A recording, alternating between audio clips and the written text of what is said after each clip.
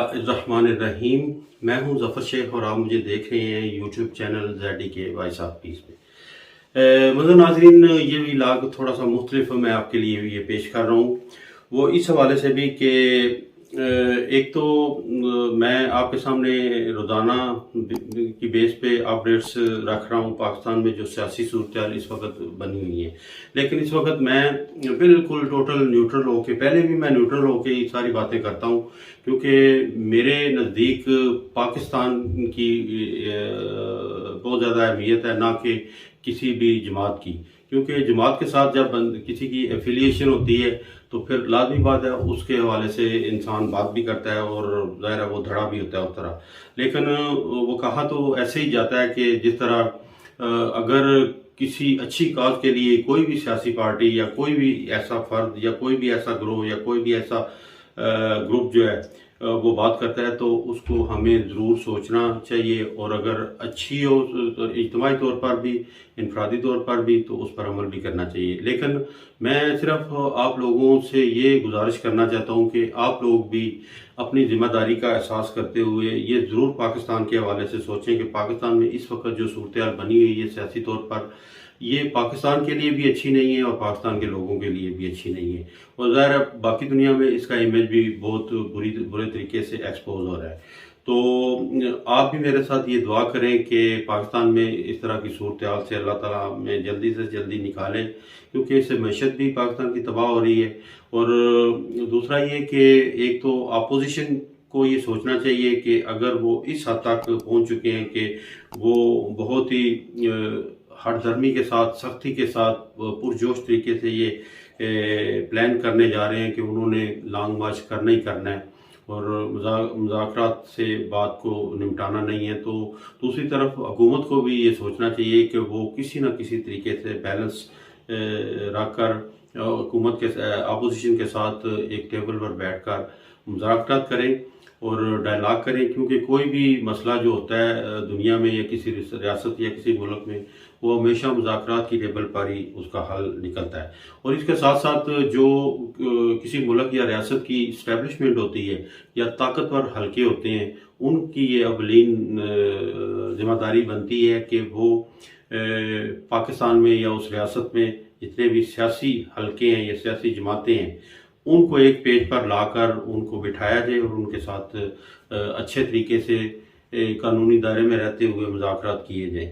तो ये मैं समझता हूँ कि ये ऐसा नहीं होना चाहिए। मगरब या बाकी दुनिया के ममालिक क्यों इस वक्त तरक्की याफ्ता ममालिक कहलाते हैं, क्योंकि उनमें एक तो कानून की बालादस्ती है और वह कानून को बिल्कुल लागू भी करते हैं। हर फर्द इनफरादी तौर पर भी और इज्तिमाई तौर पर भी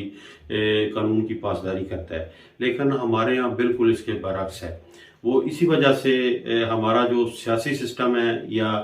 माशरती जो निज़ाम है या जितने भी इदारे हैं हमारे मुल्क के, उनमें इस तरह की कमज़ोरियाँ पाई जाती हैं, जिसकी वजह से उस मुल्क का या उस रियासत का इमेज अच्छा बाकी दुनिया के सामने नहीं आता। तो मैं ये दुआ करता हूँ और आप भी मेरे साथ ये दुआ करें कि पाकिस्तान एक नज़रिए के तहत कायम हुआ था, और जिसका मतलब ये है कि ला इलाहा इल्लल्लाह, कि अल्लाह ताला की हुक्मरानी है और अल्लाह ताला के सिवा कोई माबूद नहीं है, और मोहम्मद सल्लल्लाहु अलैहि वसल्लम अल्लाह ताला के आखिरी नबी हैं और महबूब हैं। तो अगर इस नज़रिए पर कोई भी रियासत या मुल्क कायम हुआ हो तो मैं नहीं समझता कि उसको किसी भी हालत में मुतासर होना चाहिए, परेशान होना चाहिए या उसके सिस्टम को इस तरह ख़राब होना चाहिए। लेकिन इसके साथ साथ दुनिया की बरादरी में अगर हम देखें तो पाकिस्तान का एक मयार है, एक स्टैंडर्ड है, और दुनिया के तकरीबन 5वें नंबर पर एक एटमी मुल्क की सूरत में भी ये कायम दायम है, और इस हवाले से भी पाकिस्तान का इमेज बहुत बड़ा है। लेकिन इसको कायम रखने के लिए हमारे पाकिस्तान के हर शहरी और हर फर्द पर ये जिम्मेदारी बनती है, इनफरादी तौर पर भी और इज्तिमाई तौर पर भी, कि वो अच्छे तरीके से अपने सिस्टम को भी चलाएं, ताकतवर हल्के अपने इदारों को अच्छे तरीके से मजबूत करें और कानून की बालादस्ती कायम करें। तो मैं ये चाहूँगा कि आप मेरे साथ इज्तिमाई तौर पर ये दुआ करें कि इस वक्त जो सूरत हाल पाकिस्तान में सियासी तौर पर बनी हुई है और 25 मई 2022 को अपोजिशन यानी इमरान खान की सूरत में लॉन्ग मार्च करने जा रही है और हुकूमत की तरफ से उसको रोकने की भी सख्ती से कोशिश की जा रही है। और इस हवाले से बहुत सारे अफरा तफरी का और पैनिक का माहौल है पाकिस्तान में। इससे अल्लाह ताला हमें बचाए। तो अल्लाह करे आने वाला वक्त पाकिस्तान के लिए अच्छा हो और पाकिस्तान के लोगों के लिए भी अच्छा हो, और जितने भी ओवरसीज़ हैं वो अपने मुल्क के लिए फ़ख्र कर सकें कि हम उस मुल्क की पहचान है और उस मुल्क को हमेशा कायम दाम अल्लाह ताला रखे। तो अब तक के लिए ये मेरा दिल की आवाज़ थी जो मैंने आपके गोश गुजार की, और मेरे साथ आप भी दुआ करें कि आने वाला वक्त पाकिस्तान के लिए अच्छा हो। तो अब तक के लिए इतना ही। तो नए वीला के साथ, नए मौजू के साथ दोबारा आपकी खिदमत में हाज़िर होंगे, और मैं ये उम्मीद करता हूँ कि मैं अगला वीलाग